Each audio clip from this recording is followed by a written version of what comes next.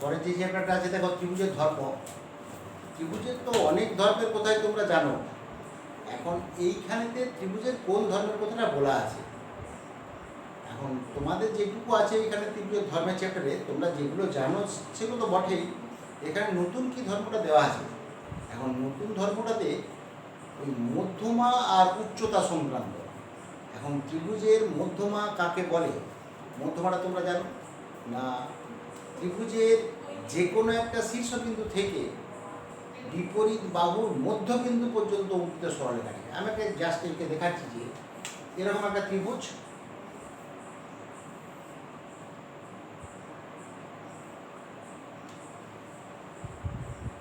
MNR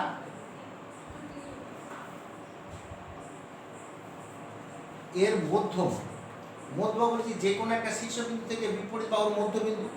তাহলে এটা তো তোমাদেরকে অঙ্কন করতে হবে। তাহলে মধ্যমা অঙ্কন করতে গেলে যে বিপরীত বাহুর মধ্যবিন্দুটা পেতে হবে, তার জন্য কি করতে হবে না, বিপরীত বাহুটা, যে বাহুটা থেকে তিনটি আমরা টানবো, এখন শীর্ষবিন্দু থেকে বিপরীত বাহুর উপর অঙ্কিত লম্ব, তাহলে অঙ্কিত লম্ব লম্ব না, শীর্ষবিন্দু থেকে যে কোনো শীর্ষবিন্দু থেকে বিপরীত বাহুর মধ্যবিন্দু পর্যন্ত অঙ্কিত সরলরেখা দৈর্ঘ্য। তাহলে আমাকে এই সরলরেখাটার মধ্যবিন্দুটা নির্ণয় করতে হবে। আর মধ্যবিন্দু নির্ণয় করতে গেলে আমাকে কী করতে হবে না, এর লম্ব সমদ্বিখণ্ডক টানতে হবে, সেটা যে বিন্দুতে ছেদ করছে সেটাই হবে মধ্যবিন্দু। তার মানে সমদ্বিখণ্ডিত করতে হবে। আমরা সমদ্বিখণ্ডিত করার নিয়মটা কি আমি একটা জাস্ট দেখাচ্ছি যে এনকে একবার কেন্দ্র করব, আর কে একবার কেন্দ্র করব। এনআর এর অর্ধেকের বেশি ব্যাসার্ধ নেব, উপরের দিকে একটি বৃত্তচাপ, নিচের দিকে একটি বৃত্তচাপ। আর কে কেন্দ্র করে ওই একই ব্যাসার্ধ নিয়ে উপরের দিকে নিচের দিকে একটি বৃত্তচাপ।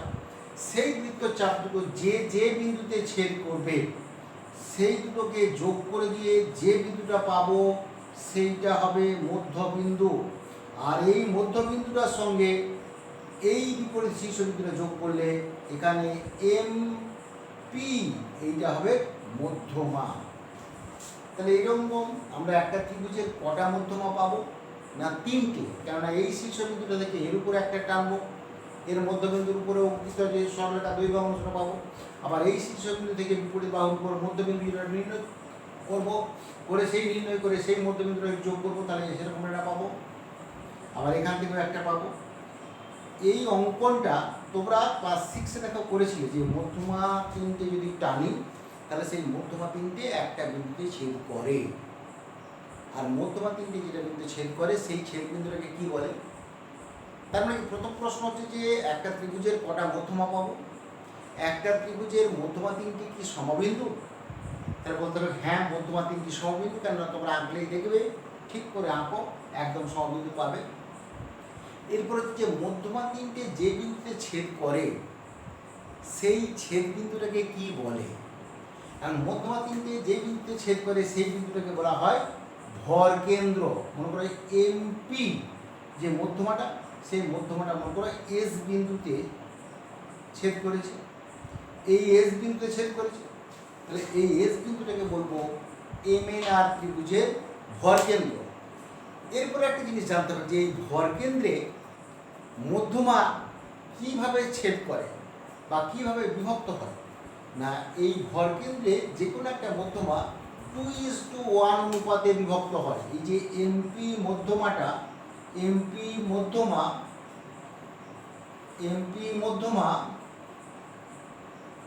ভর কেন্দ্র S তে 2:1 অনুপাতে বিভক্ত হয়।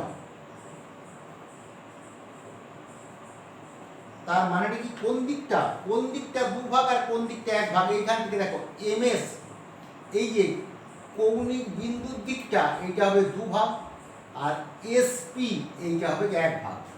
তাহলে 2:1 অনুপাতে বিভক্ত হবে। যে কোনো মধ্যমা ভর কেন্দ্রে 2:1 অনুপাতে বিভক্ত হবে। তেমনি এইটাও হবে, এইটা এই দিকটা হবে NSটা হবে দুভাগ, আর এখান থেকে ধরো PQR নাম আর তো দেওয়া আছে না, PQL, তাহলে এখান থেকে এইটা NSটা হবে দুভাগ, এখানে SQটা হবে এক ভাগ, এখানে আর এসটা দুভাগ আর এখানটা এক ভাগ। তেমনি একটা মধ্যমা তার ভরকেন্দ্রে 2:1 অনুপাতে বিভক্ত হয়। তাহলে এইরকম, তাহলে প্রশ্ন হচ্ছে যে একটা ত্রিভুজের মধ্যমা পাবো আমরা 3টে, আর এই মধ্যমা 3টে যে বিন্দুতে ছেদ করে সেটা হচ্ছে ভরকেন্দ্র, আর ভরকেন্দ্রে যে কোনো মধ্যমা 2:1 অনুপাতে বিভক্ত হয়। এরপরে এই মধ্যমা, এটা একটা ত্রিভুজ, এই ত্রিভুজটা একটা সূক্ষ্মকোণী ত্রিভুজে দেখি, তেমনি সূক্ষ্মকোণী ত্রিভুজের ক্ষেত্রে, স্থূলকোণী ত্রিভুজের ক্ষেত্রে, সমকোণী ত্রিভুজের ক্ষেত্রে, আবার বাহু হিসাবে সমবাহু ত্রিভুজের ক্ষেত্রে, সমদ্বিবাহু ত্রিভুজের ক্ষেত্রে, বিষমবাহু ত্রিভুজের ক্ষেত্রে মধ্যমা হবে। তাহলে ওই প্রত্যেকটা ভাগে তোমরা ত্রিভুজটা এঁকে, এটা 6-এতেও ছিল মনে হচ্ছে, প্রত্যেকটা ভাগে মধ্যমা আঁকবে, মধ্যমা এঁকে সেই মধ্যমাগুলো সমাবিন্দু হচ্ছে কিনা দেখে নেবে। আর একটা নেক্সট আছে, দেখো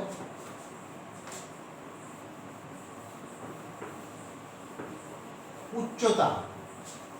উচ্চতা ছিল, উচ্চতা কাকে বলে? উচ্চতাটা দেখো,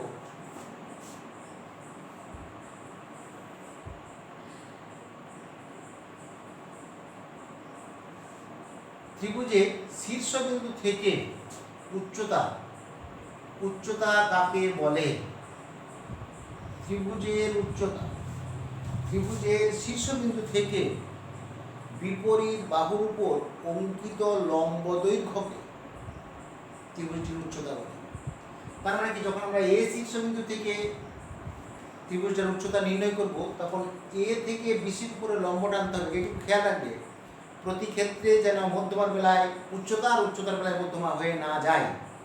তার মানে কি, সংখ্যাটা আমরা রাখলে কী হবে, যে কোনো শীর্ষবিন্দু থেকে বা শীর্ষবিন্দু থেকে বিপরীত বাহুর উপর অঙ্কিত লম্বের দৈর্ঘ্য।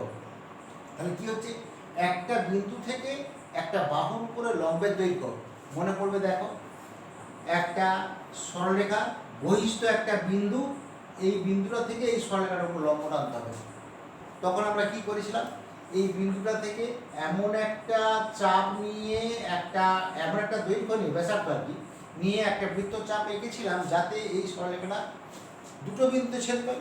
এখন এই একটা বিন্দুকে কেন্দ্র করে এর অর্ধেকের বেশি ব্যাসার্ধ নিয়ে একটা বৃত্তচাপ, আর এখানে একটা বৃত্তচাপ নিয়ে এইটা যোগ করে যেটা পাবো, এটাকে টানতেও পারো না পারো, সেইটা হচ্ছে তার লম্ব, আর সেই লম্বটা হচ্ছে এখানেতে উচ্চতা।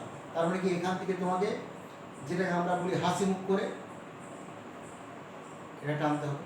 তার মানে কি, এইটা তোমার হচ্ছে তখন উচ্চতা। তাহলে এইটা হয়ে গেল উচ্চতা। তাহলে এইরকম উচ্চতা একটা ত্রিভুজের ক্ষেত্রে কটা পাবো? 3টে পাবো। সেই উচ্চতা 3টে একটা বৃত্তে ছেদ করবে। এখানে উচ্চতাগুলো হচ্ছে সমবিন্দু। তাহলে এই বিন্দুটাকে কি বলা হয় না, লম্বা বিন্দু। উচ্চতা 3টে যে বিন্দু ছেদ করে সেটা হচ্ছে লম্বা বিন্দু। তাহলে এইখানেতে বিভিন্ন ধরনের যে ত্রিভুজগুলো পাবো, সমকোণী ত্রিভুজ, সমদ্বিবাহু ত্রিভুজ, সূক্ষ্মকোণী, স্থূলকোণী, সবগুলো বাহুবিধ কোণ, কিন্তু সবারই ক্ষেত্রে উচ্চতাগুলো আঁকতে হবে।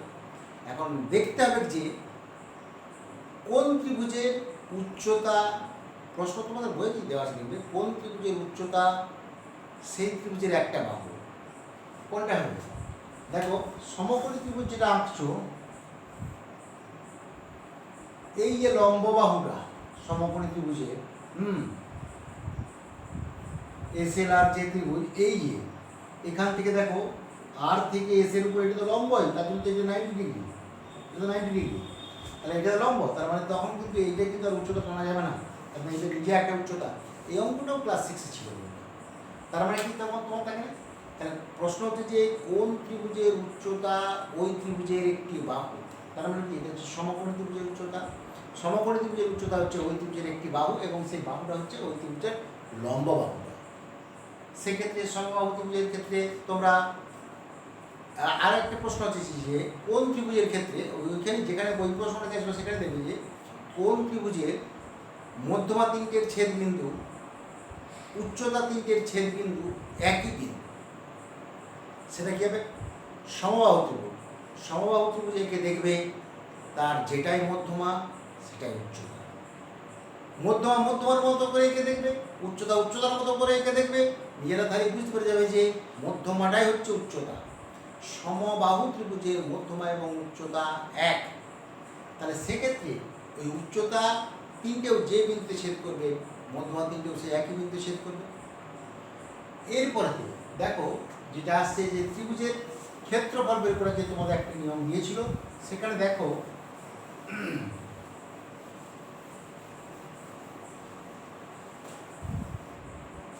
খুব সহজ করেই দেওয়া আছে, দেখবে যে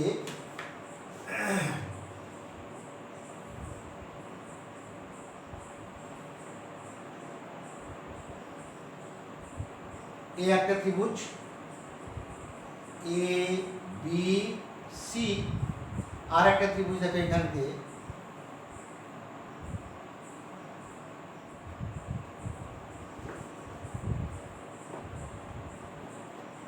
ডি, এখানে দেখো এ বি সি একটা ত্রিভুজ,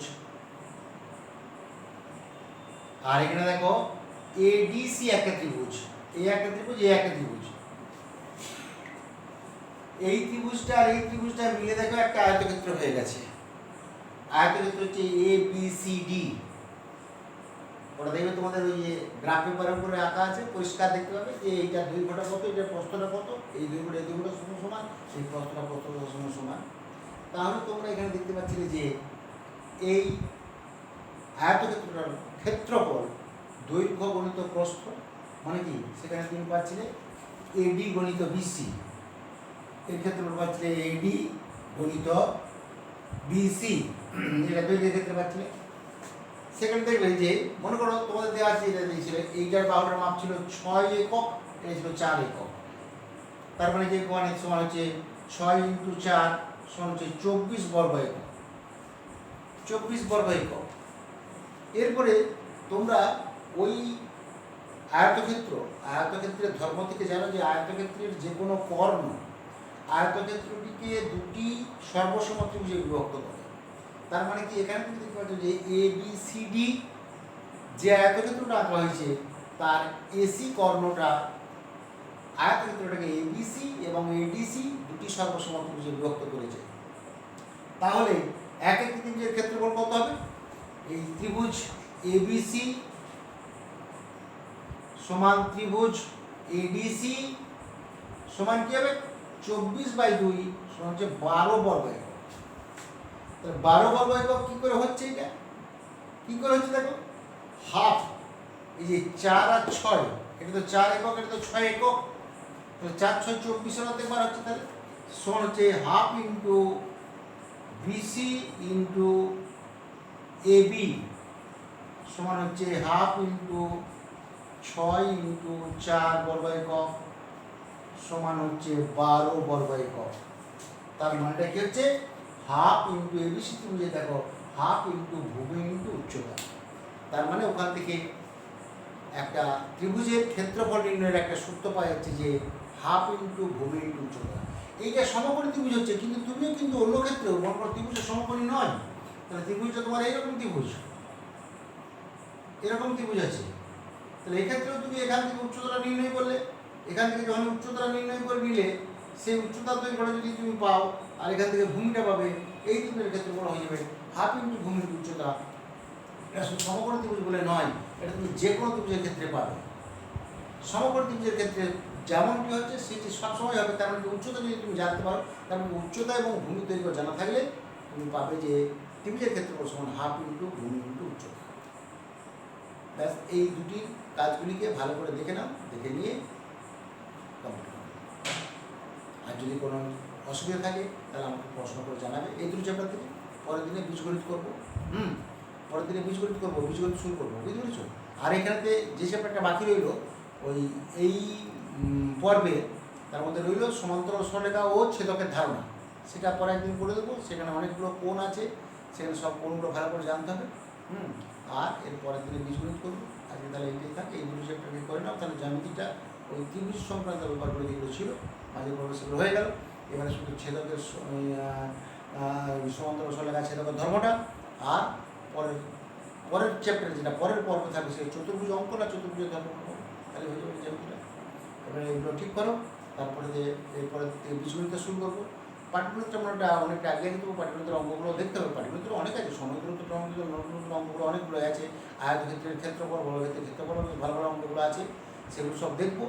দেখার পর আবার করবো। আজকে এই দুটো চ্যাপ্টারকে করে নাও, ঠিক আছে।